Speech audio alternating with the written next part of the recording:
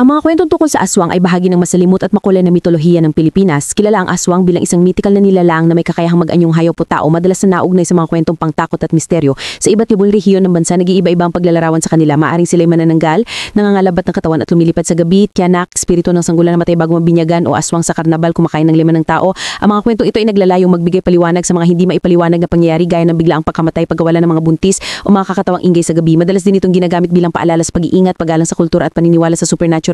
Sa ilang komunidad, pinaniniwala ang aswang ay simbolo ng takot sa iwa o sa hindi kilala, pati na rin ang pagtatambol sa tradisyonal na pananampalataya laban sa modernong pagbabago. Ang mga kwentong ito ay nagpapakita ng malalim na ugnayan ng mga Pilipino sa kanilang kapaligiran at kasaysayan na nagpapatuloy hanggang sa kasalukuyan bilang bahagi ng ating pagkakakilanlang pampanitikan at pangkultura. Ang ilang eksena ay hindi angkop sa para napakabatang mga manonood, patnubay na magulang ay kailangan. Ang aswang sa San Roque. Ang lihim ni Aling Marta. Sa baryo ng San Roque, lahat ay natutulog ng maaga tuwing gabi ng kabilugan ng buwan. Isinasara ang mga bintana, nilalagyan ng bawang ang pinto, at tahimik na nagdarasal.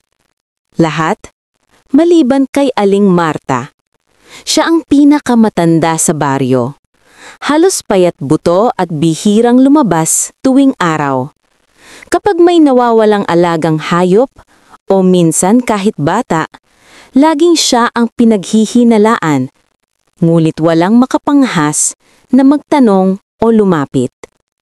Sa dilim, nakatayo siya sa loob ng kanyang bahay. Humahaplos sa lumang salamin. Unti-unti niyang ibinuka ang bibig. At mula roon, lumabas ang dila niyang mahaba, kulay itim, at parang buhay na gumagapang. Si Ramon, lasing mula sa inuman, naglalakad sa madilim na eskinita. Ang paligid ay tahimik maliban sa ingay ng kanyang yapak. Ngunit maya-maya, may narinig siyang kaluskos. Krrrr, krrrr.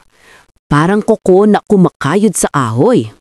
Paglingon niya, wala, pero may malamig na simoy ng hangin sa batok niya.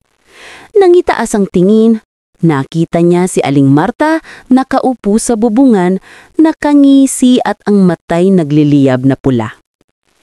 Sa wakas, sabi nito sa tinig na basag, may hapunan na ako.